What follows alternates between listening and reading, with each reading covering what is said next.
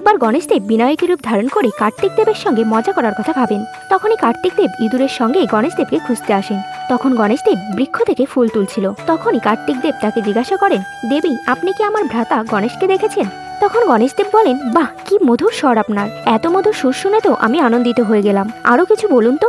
তখন কার্তিক দেব বলেন, আমি এখানে কেবলমাত্র আমার ভ্রাতাকে খুঁজতে এসেছিলাম, সে এখানে নেই, তাই আমি এখান থেকে চলে যাচ্ছি। তখন গণেশদেব বলেন, আরে যেও না কিছু তো বলতে থাকো। তখন কার্তিক দেব বলেন, দেখুন দেবী আমি আপনাকে অপমান করতে চাই না। তখন গণেশদেব বলেন, আরে যখন থেকে আমি আপনার রূপ দেখেছি তখন থেকেই আমি আমার সন্তুলন হারিয়ে ফেলেছি। তখন কার্তিক দেব বলেন, আরে দেবী আপনি কি সব কথা বলছেন?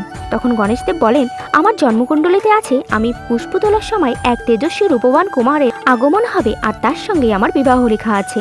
এই কথা শুনে কার্তিক দেব ভীষণ বিরক্ত হন আর বলেন, দেবী আপনার সঙ্গে আমি দুটো কথা বলেছি কি, আপনি তো আমার সঙ্গে বিবাহ ঠিক করে ফেলেছেন। তখন গণেশদেব বলেন, আরে না স্বামী, আমি তো আপনাকে নিজ স্বামী মেনে নিয়েছি। তখন ক্রোধিত হয়ে কার্তিক দেব সেখান থেকে যেতে লাগেন আর গণেশদেব পিছন পিছন ডেকে বলেন, ভাই একবার পিছনে তো দেখো। তখনই কার্তিক দেব পিছন ফিরে দেখেন, তখন গণেশদেবকে এমন রূপে দেখে অবাক হয়ে যান। কার্তিক দেব জিজ্ঞাসা করায় গণেশদেব বলেন, এই রূপ তিনি অন্ধকাসুরকে বধ করার জন্য নিয়েছিলেন। জয় গণপতি বাপ্পা।